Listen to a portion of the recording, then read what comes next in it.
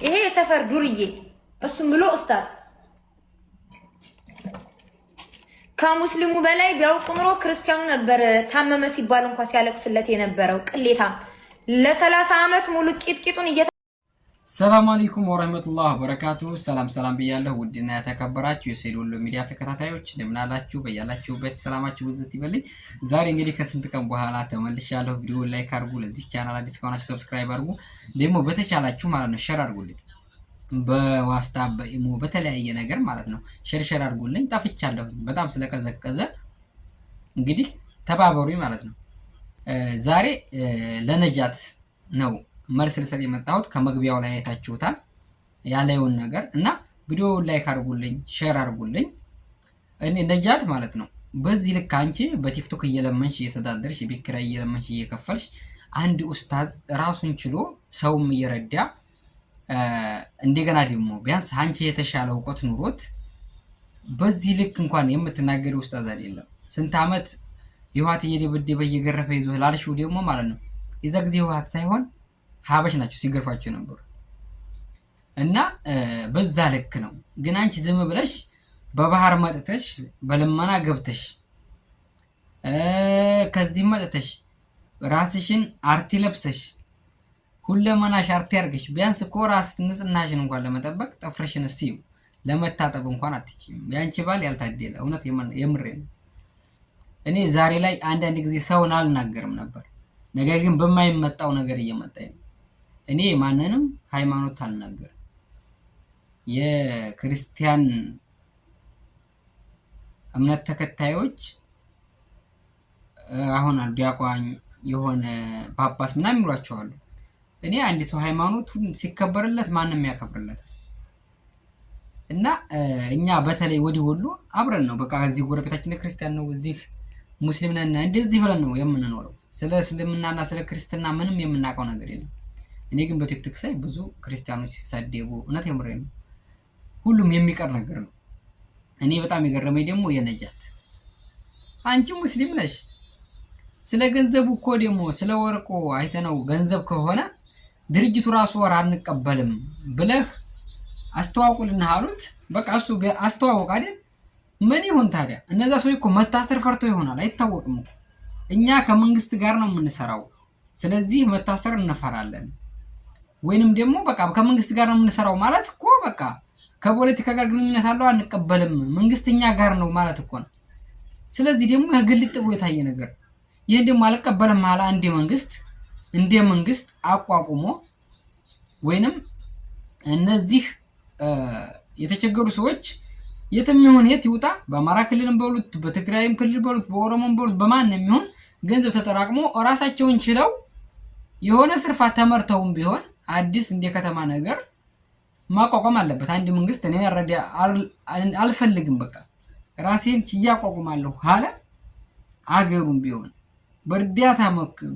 በእርዳታም ቢሆን ማለት ነው። ለምን አንዳንድ ሺህ ብር ነው የኢትዮጵያ ህዝብ አንዳንድ ሺህ ብር ቢያወጣ እንኳን ለነዚህ አይደለም ትልቅ ፕሮጀክት እንትን ይገነባል ማለት ነው። እና በጣም የሚያሳዝነው ነገር የዚች የነጃት እውነት የምሬ ነው ብዙ ጊዜ ትናገራለች፣ ሰው ትሰደባለች፣ ግን ማለት ነው አንዳንዴ ኦቨር ይወጣልኛል ይታይልኛል በቃ የሆነ ነገር አገኛለሁ ብለሽ ሰውን እንደዚህ መናገር አስፈላጊ ነገር አይደለም። ዛሬ ላይ ሚዲያ ቲክቶክም በሉት ዩቲዩብ ሲሰራ በተለይ ቲክቶክ እንዲው ሲሰራም ላይቭ ምናምን ሲገባ እንዲው ገንዘብ የተለያየ ስለሚገኝ በጣም በዛ ያለ ነገር ግን ዛሬ ላይ ተናግረን የምናገኘው ገንዘብ ለራሳችንም ጥቅም የለውም፣ ለህሊናችንም ራሱ እርፈት የለም። እና እውነቱን ተናግረሽ እውነትሽም ነው ዛሬ ላይ አንቺ እየለመንሽ እየኖርሽ በቲክቶክ እየለመንሽ በአረብ በጣም ነው የሚያሳዝነው ወላሂ ነው የምልሽ። እንዴት አንድ ሰው ለነገሩ አንድ ሰው እኮ ተቆንጥጦ ወይንም በስነ ስርዓት ያደገ ሰው እና በስነ ስርዓት እንዲህ መጥፎ ነው ይሄ እንትን ነው ተብሎ የተናገረ ሰው ነው ቢያንስ ከመናገርም የሚቆጠበው ማለት ነው እንጂ አንቺ ለሱ ለኡስታዝ ለመናገር ጭራሽ ነው ብለውኝ አመፀኝም። ምንም ነገር ቢሆን አንዲት ሴት ልጅ አርቲ ለብሳ እየተንጨባረረኝ ምን እያለኝ አንድ ብር ስጡኝ ሁለት ብር ስጡኝ ወይንም አንድ አበባ ሁለት አበባ እያለኝ የምታድር አንድን ኡስታዝ የእስልምና ተወካይ ሆኖ እየኖረ ወይንም አንድ ክርስቲያን የክርስቲያንን እምነት ተከታይ የክርስቲያንን እምነቶች ተከታዮች ኃላፊ ሆኖ እውቀት ኑሮት አንዲት ክርስቲያን እንደዛ በላይ የምትናገርበት ምንም የማታቅ ሞራል የላትም። እውነት የምሬ ነው። አንድ ሰው ሲማር ብዙ ለፍተው ነው የሚማሩት ሃይማኖታቸውን። ያንን ፈጣሪ ይወቅላቸው። ሌላ አድርገው አስተማሩም አላስተማሩም ፈጣሪ ይወቀው። ነገር ግን በዚህ ልክ መዘለፍ አስፈላጊ መስሎም አይታየኝም። ሚች ነጃት እውነት የምሬ ነው። ስነ ስርዓት ይዘሽ ይልቅንስ ከኢትዮጵያ ሕዝብ ጋራ በሰላም ብትኖሪ ነው የሚሻለሽ። ነገ ጧት የሚቆጭሽን ነገር ተናግረሽ ችግር ሲደርስብሽ ደግሞ ይሄው ሕዝብ ነው ዙሮ እንትን የሚልሽ ማለት ነው። ስለዚህ አንዴ በክርስቲያን አንዴ በእስልምና እንደዚህ እያልሽ አትግቢ። ሀላለሽ ዝም ብለሽ ስራሽን ስሪ፣ ቲክቶክሽን። የተቀረውስ አልሰራም ብለሻል። ሰውን ግን መዘለፍ አስፈላጊ ነገር አይደለም። ነገ ጧት እንደዚህ ከረባ ሀገር ቁጭ እንዲያልና እንኖርም የፈለግነውን ብንናገር የፈለግነውን ነገር ብናረግ ሰውን እኮ ያኔ መቃወም ትችላለሽ። እንደዚህ ነው ይሄ አይገባቸውም ምናምን ታዲያ ግን መሳደብ አትችይም። መቃወም እንችላለን። እንዴት ነው ይሄ እንዴት ነው እንዴት አይቀበሉም? እነዚህ ስደተኞች እንዴት መኖሪያ ወይንም ቤት እንዴት አያገኙም? ይሄን ገንዘብ አልቀበለም ማለት መንግስት ከገባው ገብቶ ማቋቋም አለበት። እንደዚህ ብሎ ተቃውሞ ማድረግ ይቻላል። ነገር ግን ዝም ብሎ መሳደብ አይቻልም። አንድ ሰው ባለስልጣን አልሆነ ዝም ብሎ አንድ የእምነት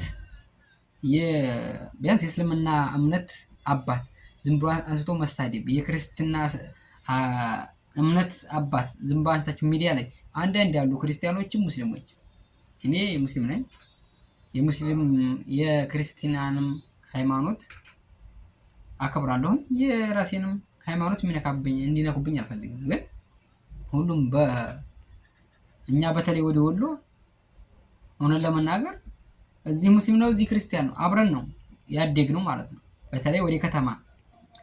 ነገር ግን አንዳንድ ጊዜ እኔ እንደሳይ ነው እውነት የምሬን ነው። አንዳንዱ ሰው በቃ እንዴት በቃ የመጣለትን ገና ለፎሎ ገና ለእንትን ተብሎ የመጣለትን ሰው ያወቃል።